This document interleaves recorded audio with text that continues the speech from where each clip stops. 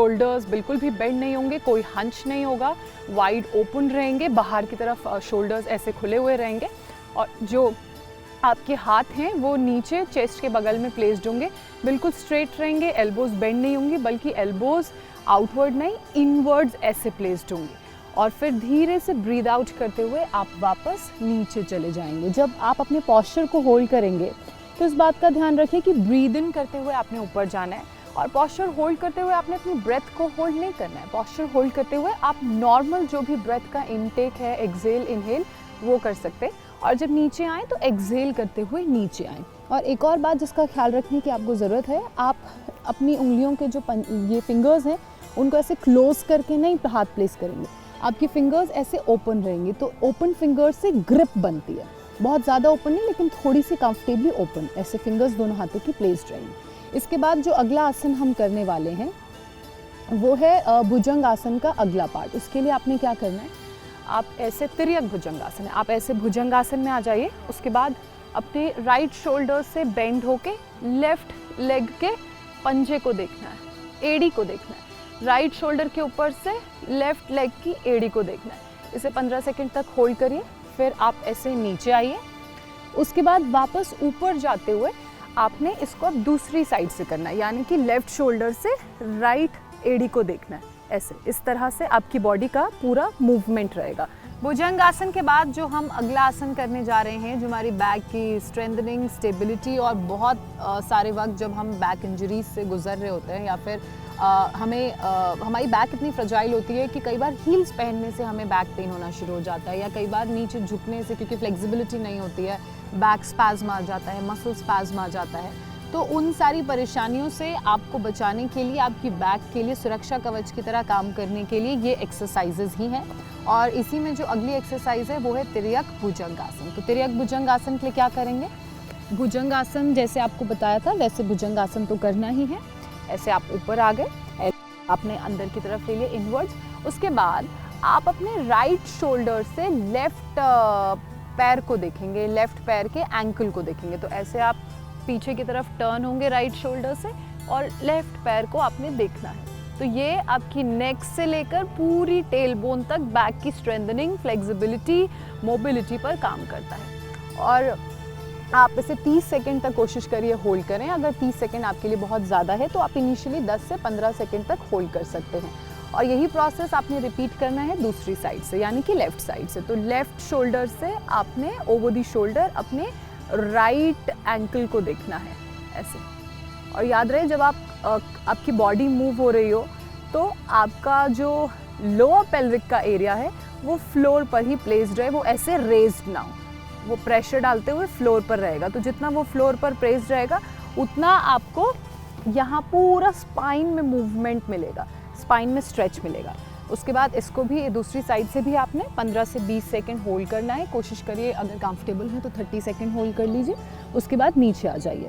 अब इसी सीरीज़ की जो अगली एक्सरसाइज हम करेंगे, भुजंग आसन की जो अगला वेरिएशन हम करेंगे, उसके लिए आप अपने लेफ़्ट हैंड को अपने बैक के ऊपर ऐसे प्लेस करिए और राइट हैंड को ऐसे आगे हनुमान पोजीशन में प्लेस करिए, जैसे हनुमान आसन होता है।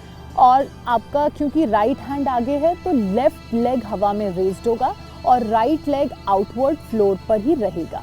पूरा जो प्रेशर है वो आपका कोर पर आएगा ऐसे। फिर आपने धीरे धीरे अपनी बॉडी को आगे और पीछे दोनों से ऊपर रेज करना है, जितना ऊपर आप जा सकें उतना ऊपर ऐसे। नॉर्मल कंफर्टेबल पोस्चर रखना है। इसको ज़्यादा होल्ड नहीं कर पाएंगे इनिशियली, तो आप कम से कम 10 से 15 सेकंड कोशिश करिएगा। 10 सेकंड ना हो तो 8 सेकंड कोशिश करिएगा। अब इसी आसन को रिवर्स दूसरी तरफ से हम करेंगे। जो आपका लेफ्ट हैंड है वो आगे ऐसे रहेगा जैसे प्लेज लेते हैं, राइट हैंड पीछे बैक पर टग्ड रहेगा। क्योंकि लेफ्ट हैंड आगे है तो लेफ्ट लेग नीचे रहेगा और राइट लेग ऊपर रहेगा ऐसे। होल्ड करिए 10 से 15 सेकंड। अगर 10 से 15 सेकंड ज़्यादा है तो 8 से 10 सेकंड होल्ड करिए। उसके बाद धीरे से आप नीचे आ जाइए। तो ये जो सारे आसन हैं ये बैक की स्ट्रेंथनिंग के लिए काम करते हैं। अगर आपको ऐसा लग रहा है कि आप बहुत थक गए हैं तो आप अपने हाथों का ऐसे पिलो बना लीजिए, लेफ़्ट हैंड नीचे, राइट हैंड उसके ऊपर, और अपने one side of the face को प्लेस करेंगे अपने हैंड्स के ऊपर। आप ऐसे 10 से 15 सेकंड के लिए रेस्ट कर सकते हैं और हर एक्सरसाइज के आपने 3-3 सेट करने हैं, अदरवाइज़ जो उन एक्सरसाइजेस का पूरा फ़ायदा है वो आपको नहीं मिलेगा।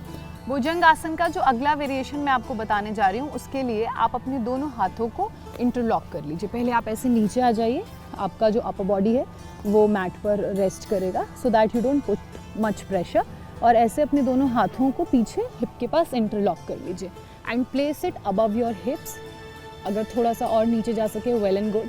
आपके जो दोनों पैर हैं, फीट हैं, वो फ्लोर पर प्लेस्ड रहेंगे outwards. This is inwards, this is outwards.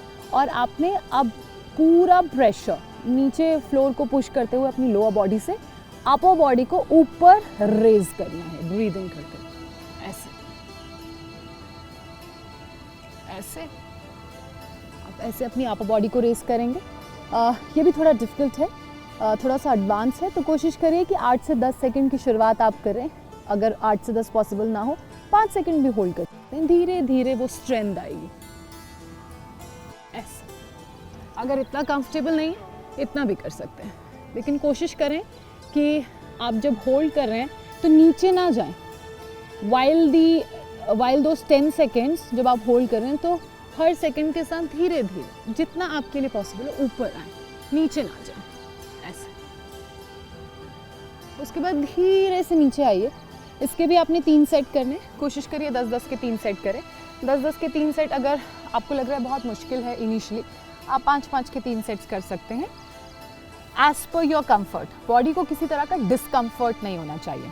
अब इसी में जो भुजंग आसन का अगला वेरिएशन है अब वो करेंगे। ये थोड़ा सा और एडवांस है क्योंकि जो बाकी सारे आसन हैं ना वो बेसिकली हमारी बॉडी को अगले आसन के लिए प्रिपेयर करते हैं। काम यही है, एक आसन करेंगे वो उसके अगले आसन के लिए प्रिपेयर करेगा, फिर अगला आसन करेंगे वो उससे नेक्स्ट आसन के लिए बॉडी को प्रिपेयर करेगा। इसलिए सही सेट्स में, सही ड्यूरेशन में इन आसनों को करना ज़रूरी है। अब जो अगला आसन आप करेंगे उसके लिए आप अपनी दोनों हाथों को ऐसे टक इन कर लीजिए, इंटरलॉक कर लीजिए पीछे। अब आपने सिर्फ अपनी अपर बॉडी नहीं रेस करनी, आपने अपनी लोअर बॉडी भी रेस करनी है। So this is the most advance asana, like this, most advance variation है। आपकी अपर बॉडी और लोअर बॉडी दोनों रेस्ड रहेंगे, तो आप फील करेंगे कि जो सारा भार आपके शरीर का जिस हिस्से ने उठाया है वो है आपका कोर, वो है आपका पेल्विक एरिया। अपनी अपर थाइज को ऐसे ऊपर की तरफ रेस करें।